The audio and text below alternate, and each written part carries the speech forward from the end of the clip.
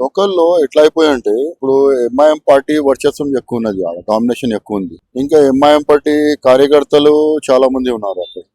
ఇంకా వేరే పార్టీ కూడా ముందుకు వచ్చి మన హిందువులకి పని ఏం చేయరని. ఇంకా ఇప్పుడు మీరు గల్లీ గల్లీ తిరిగి చూడొచ్చు అన్న, ఆడ ముస్లిం ఏరియా ఉంటది కదా, ఎంఐఎం వాళ్ళు అక్కడ ఇక్కడ మన బాగానే పని చేపిస్తున్నారు. లైట్లు కానీ స్తంభాలు లైట్ కరెంట్ స్తంభాలు ఉంటాయి కదా, అది కూడా బాగానే పెట్టిస్తున్నారు. మధ్యలో చూస్తే పెద్ద పెద్ద ఐమాక్స్ లైట్లు ఉంటాయి వాళ్ళ మధ్యలో. ఇంకా రోడ్లు కూడా బాగుంటున్నాయి, సివిల్ అన్ని బాగానే ఉన్నాయి వాళ్ళ మధ్యలో. ఇప్పుడు కొత్తగా రోడ్లు కూడా వేస్తున్నారు వాళ్ళ వాళ్ళ ఇప్పుడు కాంగ్రెస్ వాళ్ళ ప్రభుత్వం ఏరియాలో ఏం టార్గెట్ చేసింది? ఓల్డ్ సిటీని అభివృద్ధి చేయడానికి టార్గెట్ పెట్టింది. ఏం చేసిండన్న, మూసీ నది కాడ చూస్తే హైడ్రా హైడ్రా హైడ్రా అన్నాడు. హైడ్రా పేరు మీద అన్ని ఎంఐఎం వాళ్ళది వచ్చినాయి బయట. ఏమంటే 70-80% మొత్తం వాళ్ళ ఎంఐఎం వాళ్ళే అమ్మిండ్రు కదన్న. మొత్తం మూసీ నది ఎంత పెద్ద ఉండేనా అంతకుముందు, ఇప్పుడు చిన్నగా అయిపోయింది. ఎవరి వల్ల అయిందన్న? ఎవరు పోయి ఉంటున్నారు ఆడ? ఎవరు ల్యాండ్ ఎవరు ఇప్పించిండన్న ఆడ? మన ఎవరైనా బయట నుంచి అక్కడ లోకల్ వాళ్ళు ఎవరు లేరన్నా? ఎవరెవరు ఇల్లు కట్టిండు కదా ఆడ మన మూసీ నది కాడ. ఇప్పుడు కరెక్ట్ గా రేవంత్ రెడ్డి యాక్షన్ తీసుకుంటారంటే అందరు బయటపడుతుంది.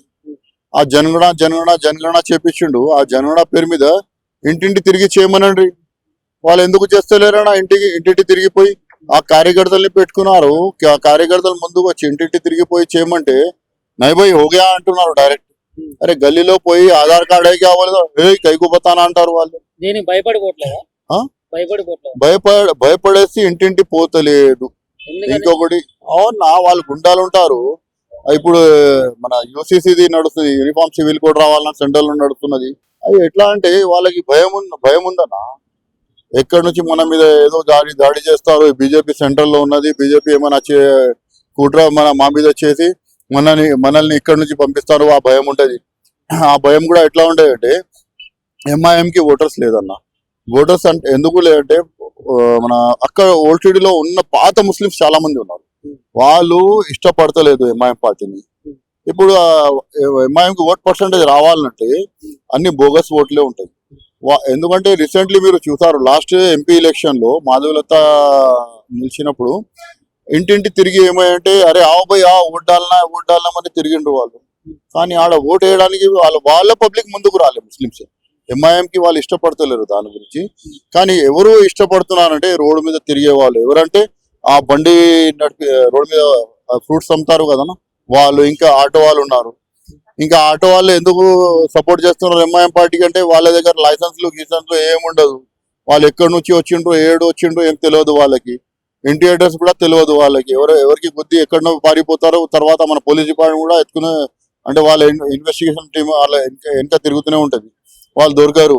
ఏమో అటువంటిది ప్లేసెస్ లో మన సెన్సిటివ్ ప్లేస్ ఉంది, ఆ ప్లేసెస్ లో వాళ్ళు వర్క్ చేస్తున్నారు. ఇంకా ఆ భయంతో మన హిందువులు ఎక్కడైనా బండి మీద పోతున్నా అంటే 10 రూపాయకి ఆ చీజ్ మనకి 20 రూపాయకి ఇస్తారు. మన వాళ్ళే చాలా ఎక్కువ మంది పోతున్నారు. ఇంకా ఆటోలో వాళ్ళు వస్తే 20 రూపాయలు తీసుకుని మన 50 రూపాయలు అంటారు, 100 రూపాయలు అంటారు. ఏమంటే మీటర్ నుంచి వాళ్ళు నడవరు. మొత్తం ఏమంటే ఆడ నడిచేది మొత్తం బ్లాక్ లోనే మొత్తం నడుస్తుంది. ఇంకా ఏమన్నా ఈ మొత్తం డ్రగ్స్ కంట్రోల్ అయిపోయింది అంటున్నారు. ఆడ మొత్తం గింజా మొత్తం నడుస్తున్నాయి. గల్లీ గల్లీ తిరిగి చూస్తే రోడ్డు మీద మొత్తం గాంజా తాగి పడిపోతారు మనుషులు, వాళ్ళే పడిపోతున్నారు. వాళ్ళ ఏరియాలో మొత్తం గాంజా నడుస్తున్నది, ఇంకా ఇల్లీగల్ యాక్టివిటీస్ నడుస్తూనే ఉంటది. వాళ్ళు బయట నుంచి ఎక్కడెక్కడ నుంచి వచ్చి మన దగ్గర ఉంటున్నారు. వాళ్ళు వెనక వెరిఫికేషన్ చేస్తే తెలుస్తుంది. బంగ్లాదేశ్ కూడా చాలా మంది ఉన్నారు, రోహింగ్యాస్ ఉన్నారు. వాళ్ళకి ఆధార్ కార్డు ఎక్కడి నుంచి వచ్చినాయి, రేషన్ కార్డు ఎక్కడి నుంచి వచ్చినాయి, ఓటర్ కార్డు ఎక్కడి నుంచి వచ్చినాయి. మనకి దేశంలో ఎక్కడ చూస్తే మన యాక్చువల్ చెప్తే బయట దేశం నుంచి మన దగ్గర రావాలంటే వాళ్ళు అంటే మేము కూడా బయట పోతే ఎన్ఆర్ఐ కావడానికి 5 years అయిపోతుంది. కానీ వాళ్ళు వచ్చి మన దగ్గర ఇమ్మీడియట్ గా ఆధార్ కార్డులు, రేషన్ కార్డులు, ఓటింగ్ కార్డులు అన్ని దొరుకుతున్నాయి వాళ్ళ దగ్గర. అరే ఏమన్నా ఎప్పటి నుంచి అంటే 20 సంవత్సరం 50 సంవత్సరం నుంచి ఉంటున్నామని చెప్తున్నారు వాళ్ళు. అరే మేము కూడా చిన్నప్పటి నుంచి పుట్టి పెరిగినామాడ, మేము ఎప్పుడు చూడలే. కానీ ఏమంటే 50 సంవత్సరంది 20 సంవత్సరంది వాళ్ళు సర్టిఫికేట్ చూపెడుతున్నారు. ఏదో ఏడు నుంచి వస్తున్నాయన ఏం కుట్ర జరుగుతుంది ఓల్డ్ సిటీలో. ఆ నిజాం కాలంలో మేము ఇక్కడ తుర్కిస్తాన్ చేస్తామంటే ఈ అవైసీ బ్రదర్స్ వాళ్ళు పాకిస్తాన్ చేయడానికి మాకు ప్రయత్నిస్తున్నట్టు లాగా అయిపోయింది అది. ఏమంటే ఓల్డ్ సిటీలో హిందువులు ఉన్నారన్న చాలా మంది, వాళ్ళు కూడా బాగా కష్టపడతారు. పొద్దుగాలు లేస్తారు, వెళ్ళిపోతారు, పని చేసుకుని సాయంత్రం వస్తారు. వాళ్ళకి కొట్లాడుకోవాలన్నా గిజిగిజి పెట్టుకోవాలన్నా ఏముండదు. కానీ వాళ్ళ దాంట్లో ఎట్లా ఉంటాయి, ఎక్కువ మారేదో 10 వాక్యాలాగా ఉంటది వాళ్ళకి. అరే మన వాళ్ళకి ఎక్కువ కొడుతున్నా అంటే ఒకటి పోరన్నా మన దగ్గర. ఇంకొకటి ఏమంటే ఇప్పుడు కొత్తగా నడుస్తున్నది, మన ఏదో ముస్లిం అమ్మాయిని హిందూ తీసుకోపోతున్నా అంటే పోతున్నారు, మనం అందరం కలిసి ఆయన కొడదాం లాగా అయిపోయింది. మధ్యలో చార్మినార్ కాడ కూడా దాడి జరిగింది, ఒక ఫ్యామిలీ మీద దాడి జరిగింది. ఉండే ముస్లిమే ఉండే ఆయన, కానీ ఏమంటే హిందువులా కనిపించాడంట, దాని గురించి కొట్టిన. అరే ఇది ఏం భయ్, ఎందుకు కనిపిస్తే కొడతారా? కానీ వాళ్ళకి బుద్ధి ఉండాలనా? అరే మేము ట్యాక్స్ కడుతున్నాం, మేము ఎక్కువ శాతంగా ఉన్నాం దేశంలో. మా వల్ల మీకు దుకాణాలు నడుస్తున్నాయి, మీకు డబ్బులు దొరుకుతున్నాయి, మీరు బిజినెస్ చేసుకుంటున్నారు. ఎందుకంటే చార్మినార్ టూరిజం ప్లేస్ లాగా అయిపోయింది. ఆ లోకల్ ఓల్డ్ సిటీలో ఉన్నారు ముస్లింలే, కానీ అక్కడ హైదరాబాద్ టోటల్ గా మన ఇండియా నుంచి పోతారు చార్మినార్ కాడ. ఎవరు పోతారన్నా? మన హిందువులే పోతారు కదా. బిజినెస్ ఎవరి వల్ల నడుస్తుంది? హిందువుల వల్ల నడుస్తుంది. వాళ్ళకి రెస్పెక్ట్ ఇవ్వాలన్నా వాళ్ళు. అరే క్యా భయ్, వాళ్ళు చూస్తే అరే క్యా జారీ భయ్, ఏ జారీ భయ్, ఇట్లా చేస్తుంటే ఎట్లా ఉంటుంది అని భయం ఉంటుంది జనానికి. ఆ క్రియేటివిటీ చేస్తారన్న, ఆ భయంతో చాలా మంది అక్కడిక్కడ వెళ్ళిపోతున్నారు. అది మనకి సేఫ్టీ ఉండాలన్నా, సెక్యూరిటీ ఉండాలని అందరికీ ఉంటుంది. నా ఫ్యామిలీకి సెక్యూరిటీ ఉండాలి, సేఫ్టీ ఉండాలి, నాకు కూడా ఉంటుంది. ఇప్పుడు ఓల్డ్ సిటీ అరే నక్కువ పోయి కల్చర్ మనకి వద్దు, మన పిల్లలు మంచిగా ఉండాలంటే మేము ఎక్కడైనా పోయి ఉండిపోవాలన్నా, మంచి సొసైటీలో ఉంటామని వెళ్ళిపోతాం. సో గట్లా ఏమంటే మన ఆ భయంతో, ఈ కిచ్కిచ్తో, దాంతో దీంతో, ఇంకా మెట్రో ప్రాజెక్ట్ అంటే బయట సరౌండింగ్ మొత్తం సిటీ మొత్తం మంచిగా అయిపోయింది అన్న, మంచిగా అయిపోయింది. కానీ మన హైదరాబాద్ లో ఓల్డ్ సిటీ గట్లా ఎందుకు ఉందన్న, అది ఎవరు ఆలోచిస్తలేరు. అంటే ఇప్పుడు భయానిక వాతావరణం ఏర్పడింది కాబట్టి ఇప్పుడు మరి హిందువులు అక్కడి నుంచి వలస వెళ్తున్నారంట. అవునా, ఏమన్నా అంటే గుడిపోయిన దాడి, ఏమన్నా అంటే హిందువుల పైన దాడి.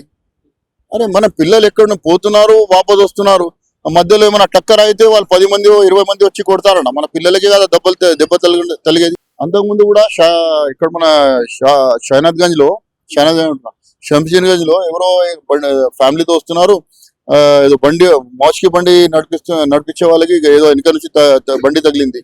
సో మొత్తం ఫ్రూట్ మార్కెట్ మొత్తం ఒకటైపోయింది ఆ రోడ్డు మీద. ఆ రోడ్డు మీద ఎందుకు నిలబడతారన్న వాళ్ళు? దాని గురించి హిందువుల ఐక్యత లేదంటావు మరి? ఒక ఉన్నది అన్న, ఐక్యత ఉన్నది, లేవమని కాదు. కానీ ఆ సమయంలో మనం ఆడ ఉండాలి. ఎందుకంటే మన బండి వస్తుంది ముస్లిం ఏరియా నుంచి, మనం ఉండేది హిందూ ఏరియాలో. మనం వాళ్ళని దాటి మనం లోపల పోయే వరకు, మన వాళ్ళు వచ్చే వరకు అది మనం అయితే దెబ్బతింటాం కదా అప్పటి వరకు అయితే. సో అప్పుడు ఏమంటే మన పోలీస్ డిపార్ట్మెంట్ ఏమంటున్నాయి అంటే, మన ఓల్డ్ సిటీలో మొత్తం మేము క్యాప్చర్ చేసుకున్నాం, మొత్తం అండర్ కెమెరాలో ఉన్నది, మొత్తం సీసీటీవీ కెమెరా పెట్టుకున్నాం, అన్ని యాక్టివిటీ కనిపిస్తున్నాయి మాకు అంటున్నారు. కానీ మొత్తం యాక్టివిటీ మా మీద ఎందుకు అన్న? వాళ్ళ మీద కూడా పెట్టుకోవచ్చు కదన్నా.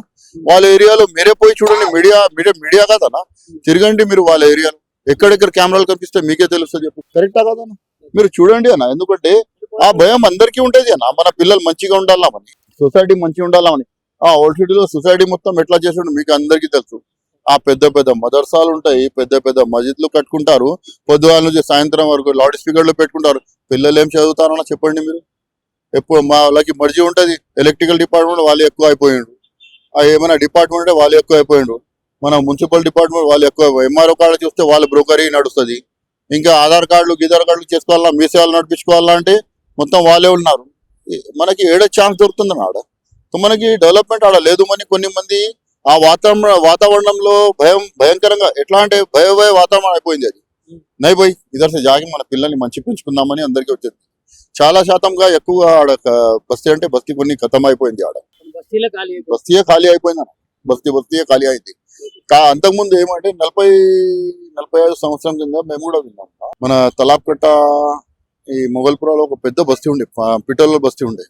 కానీ ఆడ ఏం జరిగింది, వాళ్ళ మీద దాడి జరిగింది, బస్తీ మొత్తం ఖాళీ అయిపోయింది. మన గాజీముడ షక్కర్గంజ్ లో ఒక పెద్ద పాడజీవాలా ఉండే, అది కూడా ఏమంటే వాళ్ళు యూనిటీగా ఉంటారు, గట్టిగా ఉంటారు, మరి వాళ్ళ మీద రాత్రి దాడి చేసుకుని బస్తీ ఖాళీ చేపించిండు వాళ్ళు. సో అటువంటిది వాతావరణం మన మీద రావద్దు అని అందరు ఎట్లా తెలుసు కదా, ఎట్లా అనుకుంటారు? నైబాయి సుఖీ శాంతియుతంగా మనం ఉండాలని అందరికీ ఉంటుంది. దాని గురించి ఏమంటే కొన్ని మంది అట్లా వెళ్ళిపోయిండు. గొడవలు గొడవలు అయిపోతుండే, గొడవలు. జానాబాద్ చార్మినార్ గార్డ్ నుంచి రావాలంటే చార్మినార్ గార్డ్ నుంచి పోయి దిమాగ్ ఖరాబ్ అవుతుంది.